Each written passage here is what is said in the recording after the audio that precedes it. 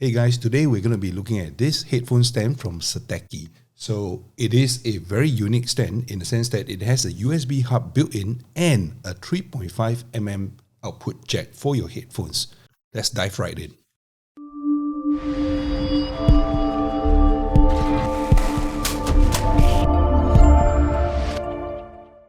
So to be honest, I'm not very sure how you pronounce this. I think the Asians will probably say Sateki or Satechi or something because, CHI. CHI is like the chi in Chinese Kung Fu. So I'd first like to start by telling you a very, very short upfront summary on why you should be getting this. This particular port here, this headphone jack here, it actually makes your headphones sound a lot louder. It surprised me. I didn't expect that. And it was actually distinct enough that I went in to check straight away. Now, the reason why I first got the headphone stand is quite simple because my headphones were lying around on my table and it started cluttering my desk. I don't like a cluttered desk. So if you look at my desk, it's usually pretty clean and pretty neat. And very few things make a permanent place on my desk. And I believe that this thing here, this headphone stand here, is going to make a permanent space on my desk because I don't need another USB hub now. I have a headphone jack that is accessible and I can hang my headphones. I was actually surprised that this actually has the potential to make your headphones sound better.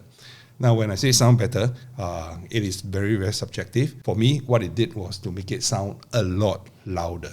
So I can imagine quite a lot of you might be plugging in your headphones directly into the laptop or the PC, depending on what kind of setup that you have. And when you plug it in and you have a high power headphone, these are the Sony's WH-1000XM4. They're not really high powered, not hard to drive. You can still plug a cable, although there's a Bluetooth headset. But depending on what headset that you have, you might plug it into your laptop or your PC directly. And when you use this phono jack to drive your headphone, the PC or the laptop is capable of a certain volume. Sometimes you might find yourself maxing it out and it is still not loud enough, right? So what happened was I was actually driving this particular pair of Sony's from the PC and I was listening to it at about 50% volume. And I started testing this particular Sateki headphone stand. There's a USB-C port to the back here, and the other end of it goes to a USB-A port on your laptop or on your PC. And what that does is to split that port into three USB-A 3.0 ports and a headphone jack. So when I first plugged it in, nothing happened. I didn't see another additional device. Then the moment I plug in this 3.5mm jack to the headphones, the device got identified and it started showing up as a sound output device. And when I routed the sound to the headphones, I got totally blown away because the sound was so much louder. I kind of like had to dial it back a little bit from 50% to be of a comfortable volume. And since we are on that point, let me bring up this particular chart here. So if you look at this particular chart, the lower line, the line in cyan/green, okay, it is actually the output that I'm measuring, the frequency response from 20 hertz to 20 kilohertz from the PC that I was attaching this headphone to. So I measured the output from the headphone when it's being driven by the PC's output port. Then that purple line that is on top was actually measured when I was plugging in to the Sateki headphone jack. And if you look at the particular curve that I have up here, that difference, that increase in output is right about 10 decibels, or maybe even slightly more in some cases. So you can imagine that the sound, how much louder it would be. This is 10 decibels. Granted that below, say, about 50 hertz or so, it actually falls down a little bit, but that dip is actually marginal. So you might get a little bit less bass, but everything else that is above 40, 50 hertz is going to sound louder, a lot louder, with the Sateki headphone stand. I didn't expect to want to use this jack, but I think if I have some harder to drive headphones, this might be the jack to use. Of course, there should be a very cheap DAC inside. So if you're out for audiophile sound, I don't think this is the stand that you're looking for. I don't think this is the audiophile quality that you want. But if you wanted an easy to access 3.5mm audio port, then it is there. It is on my desk. And I believe that this guy is going to probably earn a much more permanent place on my desk, given that I'll be able to hang my headphones already. And speaking of the functionality of this, let's go through the functionalities a little bit. So a couple of things first, right? The color. There are two colorways available. This one that you are looking at right here is actually the silver version. And there is also a space gray version. Going to the rear of it, this is a USB-C port. So if you look at the USB-C port, it will work regardless of whether the other end is a USB-A port or a USB-C port, except that the whole hub thing where you can plug in 3 USB-A port output ports here, they are all limited to USB 3.0 speed. Now let's talk about the 3.0 speed.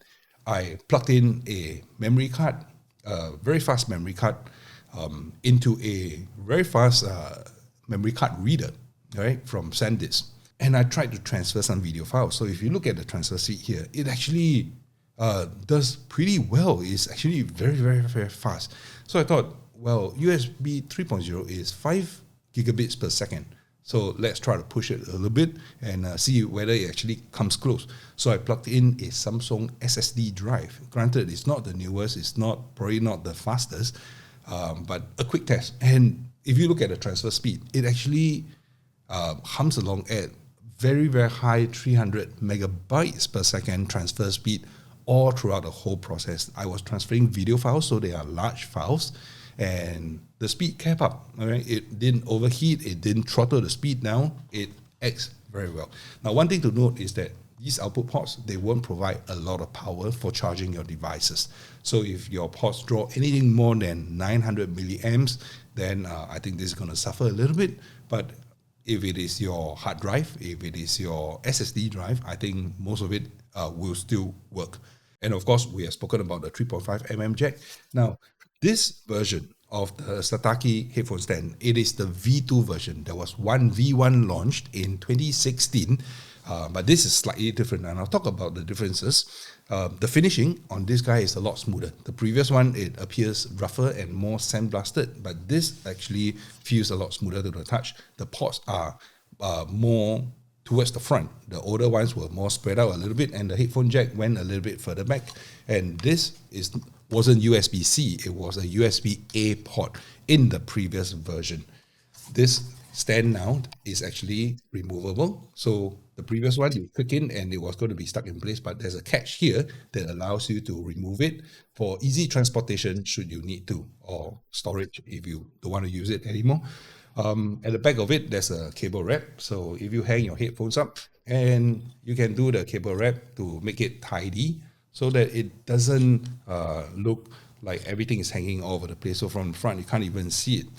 Okay, and this lid at the top, this lip here, it is a lot wider than the V1 version. The V1 version was a little bit shorter, and the vertical stem was actually slanted a little bit to the front, like the iMac stand at the rear, at the base of the iMac. Okay, but this is how the V2 version looks like today. The branding is also a little bit less obvious. Look, oh, it's actually so subtle that it becomes a little bit hard to see. Yeah, there you go. You can probably see the branding a little bit. There's a LED light that lights up when it is plugged in. Okay, so basically that's all I have to share on this stand. So I've left links to these headphone stands on Amazon. They are available in two colors, the silver, which I got here, and the space gray. And the links are in the video description down below. If you're interested, do check it out. I do make a small commission from those affiliate links. So decide for yourself. Just be wary that if you do click on those links and you purchase on those links, I get a small commission out of that. You don't pay anything more. Even if you were to search for it yourself, that's the price that you'll be paying anyway. So it's one way of helping this channel out and one way of helping this channel stay viable and keep my work going. Okay, so I'll see you in my next video.